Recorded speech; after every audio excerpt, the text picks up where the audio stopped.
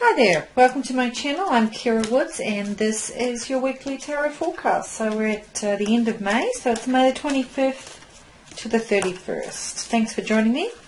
Alright, just giving the cards a quick shuffle. Let's see what is going to jump out as the energy for this week. Okay, so the first thing I'm drawing here, Queen of Swords, Five of Wands, and we've drawn another court card. Let me just straighten those up for you.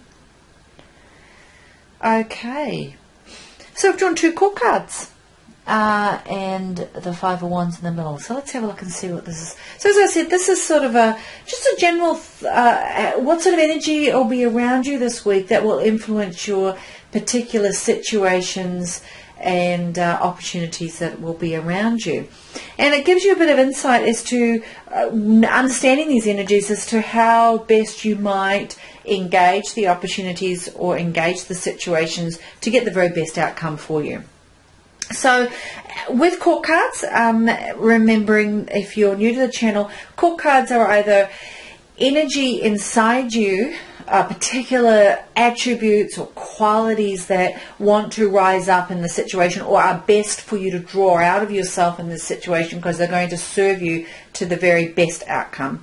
And or it's going to be somebody who will come into your life, so another person who will come in as part of the situation that is there specifically to benefit the situation or to provide an understanding or a lesson. So the energy is going to come through someone else.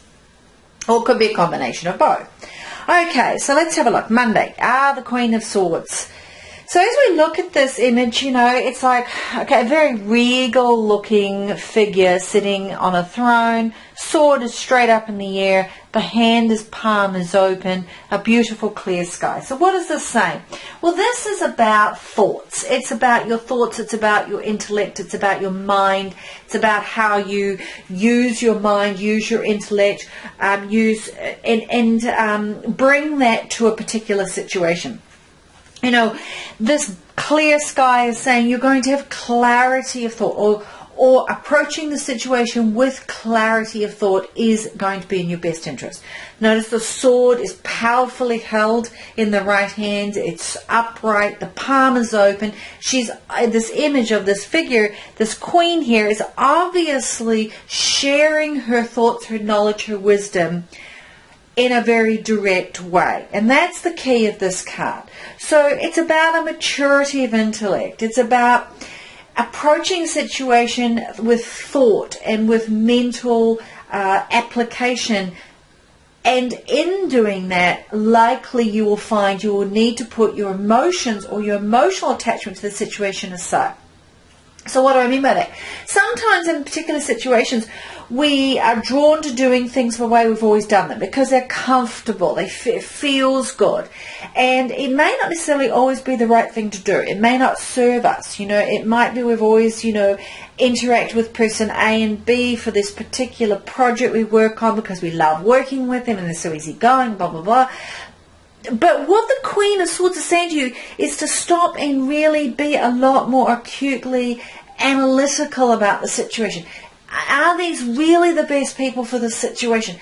If I worked with person C or D, even though they might be a little bit more of a challenging personality, are they going to bring something to the table? Are they going to bring something, add something of value that I really need in this situation, and that emotionally I need to perhaps think with my head and not my heart in this decision making? So that sort of as an example. Because this Queen of Swords, her intellect and her ability to judge and discern with impartiality is absolutely clear. She's got this true clarity. You know, when she approaches a situation, so the energy of this card is saying, you know, the approach to the situation, the how, the what, the where, the why, the who, everything to make sense of the situation needs to be done with your mental, analytical mindset rather than your emotional understanding. And if you do that, then you will definitely have the very best outcome. So think, when in doubt, what is my logical mind. So what is logic saying? What facts are around me? Have I done my facts checking? Have I really applied my intellect? Am I being perceptive from a place of intellect? And you allowing that to cut through any noise or confusion that may be coming from my emotional realm? And am I being somewhat impartial here? And really presenting my thoughts and opinions concisely and honestly. Because that's what the Queen of Wands does. And if you're finding the Queen of Wands is somebody in a situation, not you, but somebody who's come into the situation, it is saying that the best way to interact with this person, the best way to get out the most out of the interaction with this person is to remain impartial as possible and present your thoughts and your opinions with clarity and honesty, and not so much from an emotional base. Your emotional reaction will be there, but make sure that the way you're presenting it is from fact, from intellect. Really put on that intellectual mind. Because the power of reflection and clarity and diligence and ability to do fact checking and analyze the situation and really know the absolute truth is right there at your fingertips if you apply your mind to it. Okay. Now, as the middle of the week comes in, the Five of Wands is coming into play. So note this Queen is looking at these Five of Wands, and you might notice this is 5 young figures of 5 young people. And they're quite deliberately, I think, to me, look young, because they kind of remind me of those 5 adolescents.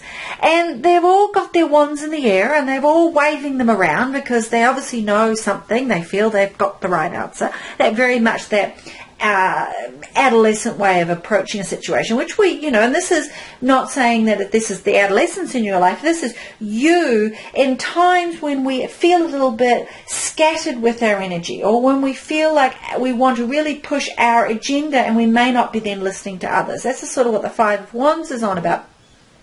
What the Queen of Swords is saying to you is, use your clarity of mind and your intellect to manage any of these, conflicts or any sort of just momentary interactions that you might be having with others that aren't going smoothly, so to speak. The Five of Wands, they're not really hurting each other. There's not a major blowout going on here. But there is some sort of conflict or tension. This could also just represent competition, which is a very healthy thing in the marketplace. So it's like in competition, everyone's sort of jostling for their place. That is the energy of the Five of Wands. And so the Queen is saying to really make the most of knowing what to do with this conflict and to really make it work for you. She's saying, again, apply your intellect, apply your facts checking and your mental approach to the situation. Step back. If you're finding this conflict or this tension is sort of pushing your buttons, then kind of, pull back a little bit, protect your heart, go into your head and say, okay, what's the best way to manage this situation? Because when this Five of Wands comes up, the aim is to turn this sort of constructive conflict, which is that sort of energy going all over the place type thing, and allow each person to have time to share their thoughts and to share their wisdom and their direction. Because it could be, particularly if you work in a group setting, that sort of brainstorming and coming together can be quite brilliant for the project at hand. That sort of, bringing together a mastermind. Sometimes when we put groups together, it's like the forming, norming, storming period has to come up. Well, this is, the Five of Wands is the storming period, which is really needed with every group, so that then the group then reforms and is a stronger group and is able to accomplish a lot more.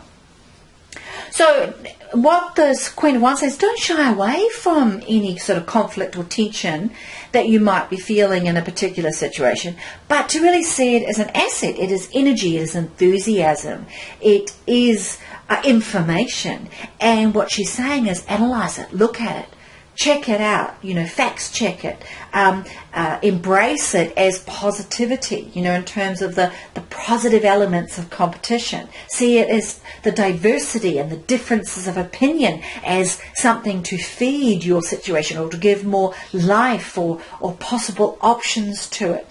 See it as opportunities for enthusiasm. All right, so I hope that sort of makes sense.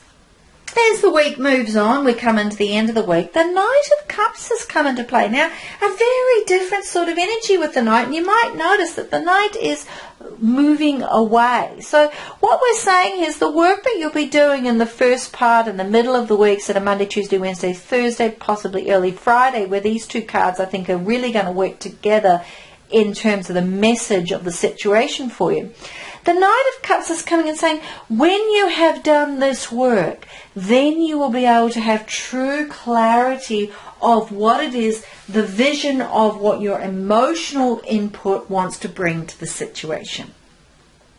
You know, all the knights are workers. You know, they're like the Queen's workers, and they bring to action the energy that they present. But you know, this knight, you know, have a look. We've got these lovely wings on the armour here of the headdress, and sitting upright, holding this cup out very proudly. This beautiful horse, you know, prancing along. And, you know, the calmness of the flowing river down there, you know. So what is this? This cup, Knight of Cups is wanting to sort of, you know, talk to us about where we want to take our heart, how we're going to move forward with this heartfelt moment. From our intellectual processes, how is that informed or changed or shaped how we now bring our heart into the situation, our empathy and our care and our love, you know, and what sort of missional journey are we going to go on and take? You know, where is that going to leave it? It's almost like once you intellectually analyze the conflict or the competition around you, or the struggle or the tension, which wasn't really harming us, but it was just everyone was running in different directions, and once we sort of break that apart and intellectualize it, and we get that aha moments for our mind, we can then merge that with our heart and really move forward into where we want to take that, and allow that to inform the action that comes forth as we move forward into the weekend. You might find that as the weekend comes that, you know, the mental processes of the week have been quite challenging. And so this Knight of Cups will say, you know, take time out, you know. You might want to just sit with yourself for a bit. You might want to pay attention to what your heart's saying through your dreams, or through your visions, or through your meditation, or through your art, or through the things that you like to do to relax, you know. It's like, you know, utilize that and take that time and allow those processes to evolve. You might also find that you suddenly just feel really enthusiastic about flowing with more sense of your whole self in terms of bringing your emotional input back into the situation with a newfound direction. So I hope you find that really useful. As I said, this is your weekly forecast. If you haven't, you know, check out the monthly forecast. You can have a bit of a look and see what I said for the month as a whole. The Lovers card was the overhanging Helpers card here, and so that's about balance and harmony. So again, I think this plays out really well in this reading here. This is about the balance and harmony between head and heart. If you would like a private reading, please go to my website, which is www.kirawoods.com. If you haven't done so, please subscribe to my channel. Please share and like my videos. Please visit my Facebook page and like the page if you feel so inclined. That would be fantastic. It's Kira Woods Tarot. Thank you so much. Leave me your messages, thoughts and comments here or on Facebook, or send me a message through my website. Love to hear from you. I'm wishing you love and light, and have a fantastic week, and I catch up with you next week. All the best.